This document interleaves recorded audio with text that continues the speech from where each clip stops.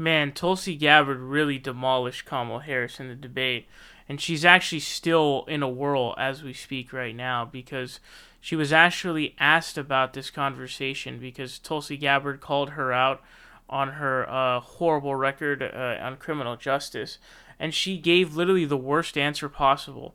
So she just kind of dodged the question altogether during the debate, and just kind of switched over to a bunch of random stuff and lies as well. But she accurately pointed out a lot of the flaws with Kamala Harris, especially with the death penalty. There's literally an article written then where it talks about how she was defending. She was like leading the attempt to appeal a decision that blocked the death penalty.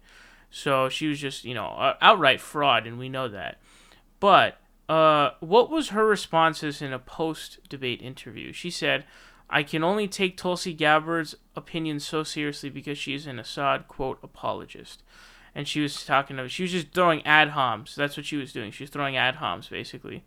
So in lieu of an actual argument, she made multiple ad homs. She said, oh, she's a one percenter trying to get attention, and B, that she's an Assad apologist. Both of those are, not only are they really, those are ad homs. You can say the 1% thing is relevant, I guess, but the Assad thing is entirely irrelevant because it pertains in no way, shape, or form to your record on criminal justice, and it's clearly and very obviously a dodge, and that's a problem. You know what I'm saying? So, not only to me is this sort of a lapse in judgment on her part, but I think most importantly, to me, this actually seems to be a concession. This is a concession by Kamala Harris because she was unable to respond. And we're talking like Jimmy Dore levels of whataboutism here, just random shit just being brought up in this situation of like, and also I want to say that the Assad thing not only is it random, but it's a smear too. So they call her an Assad apologist because she held the meeting to talk about what's going on in Syria.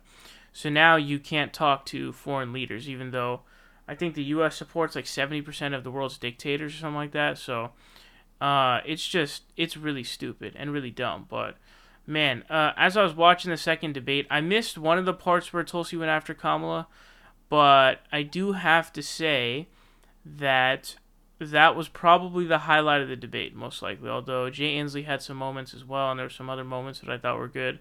But Tulsi, I think, really shined in that back and forth with Kamala Harris, and it is still ringing right now. People are still talking about it right now.